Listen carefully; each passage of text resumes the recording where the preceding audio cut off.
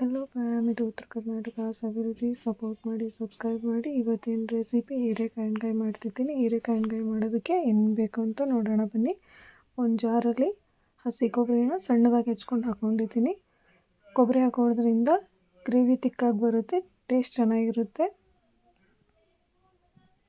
ಹಾಗೆ ಇವಾಗ ಇದಕ್ಕೆ ಅರ್ಧ ಈರುಳ್ಳಿನ ಸಣ್ಣದಾಗಿ ಹೆಚ್ಕೊಂಡು ಹಾಕ್ಕೊತಿದ್ದೀನಿ. ಟ್ರೈ ಮಾಡಿ, ಚೆನ್ನಾಗಿರುತ್ತೆ. ರೊಟ್ಟಿ ಜೊತೆ ಅಂತೂ ಸಖತ್ತಾದ ರುಚಿ ಇರುತ್ತೆ. ಹಾಗೆ ಇವಾಗ ಇದಕ್ಕೆ ಒಂದು ಟೊಮೊಟೊನ ಹಾಕ್ಕೊಳ್ತಿದ್ದೀನಿ. ಒಂದು ಸ್ವಲ್ಪ ಕೊತ್ತಂಬರಿ ಸೊಪ್ಪು ಆ್ಯಡ್ ಮಾಡ್ತಿದ್ದೀನಿ.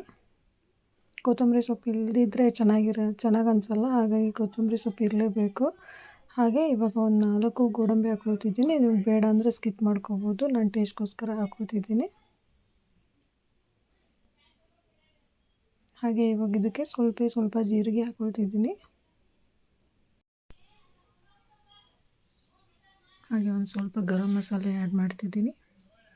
ಹಾಗೆ ಶುಂಠಿ ಬೆಳ್ಳುಳ್ಳಿ ಪೇಸ್ಟ್ ಹಾಕಿದ್ದೀನಿ. ಇವಾಗ ಇದನ್ನು ಸಣ್ಣಗೆ ರುಬ್ಕೊಳ್ಬೇಕು. ಈ ಪೇಸ್ಟಲ್ಲಿ ಇವಾಗ ಸ್ವಲ್ಪ ಅರಿಶಿನ ಹಾಕ್ಕೊಳ್ತಿದ್ದೀನಿ. ರುಚಿಗೆ ತಕ್ಕಷ್ಟು ಉಪ್ಪು. ಇವಾಗಲೇ ಹಾಕೋಬೋದು, ಇಲ್ಲಾಂದರೆ ಗ್ರೇವಿ ಮಾಡುವಾಗಲಾದರೂ ಹಾಕೋಬೋದು. ನಾನು ಈಗಲೇ ಹಾಕ್ಕೊಂಡ್ರೆ ಚೆನ್ನಾಗಿರುತ್ತೆ ಅಂತ ಇವಾಗಲೇ ಉಪ್ಪು ಹಾಕ್ಕೊಳ್ತಿದ್ದೀನಿ. ಹಾಗೆ ಶೇಂಗಾನ ಪುಡಿ ಮಾಡಿ ಇಟ್ಕೊಂಡಿರೋದನ್ನ ಹಾಕ್ಕೊಳ್ತಿದ್ದೀನಿ. ಇದಕ್ಕೆ ಗುರೆಳ್ಳು ಪುಡಿನ ಆ್ಯಡ್ ಮಾಡ್ಕೊಳ್ತಿದ್ದೀನಿ. ಹೀರೆಕಾಯಿನ ಈ ಥರ ಕಟ್ ಮಾಡಿ ಇಟ್ಕೊಂಡಿದ್ದೆ, ಅದಕ್ಕೆ ಇವಾಗ ಆ ಮಸಾಲೆನೆಲ್ಲ ಫಿಲ್ ಮಾಡಿದ್ದೀನಿ ಹೀರೆಕಾಯಿಗೆ. ಇವಾಗ ಒಂದು ಬಾಣಲೆಯಲ್ಲಿ ಎಣ್ಣೆ ಹಾಕಿ, ಎಣ್ಣೆ ಕಾದಾದ್ಮೇಲೆ ಈರುಳ್ಳಿ ಹಾಕ್ಕೊಳ್ತಿದ್ದೀನಿ ಸ್ವಲ್ಪ. ಇವಾಗಲೇ ಫಿಲ್ ಮಾಡಿ ಇಟ್ಕೊಂಡಿರೋ ಹೀರೆಕಾಯಿನ ಇವಾಗ ಈ ಥರ ಎಣ್ಣೆಯಲ್ಲಿ ಫ್ರೈ ಮಾಡ್ಕೊಳ್ತಿದ್ದೀನಿ. ಅದು ಸ್ವಲ್ಪ ಚೆನ್ನಾಗಿ ಫ್ರೈ ಆದರೆ ಟೇಸ್ಟ್ ಚೆನ್ನಾಗಿ ಬರುತ್ತೆ, ಅದಕ್ಕೋಸ್ಕರ. ಹಾಗೆ ರುಚಿ ಕೂಡ ಚೆನ್ನಾಗಿರುತ್ತೆ, ಸ್ಮೆಲ್ ಕೂಡ ಚೆನ್ನಾಗಿ ಬರುತ್ತೆ.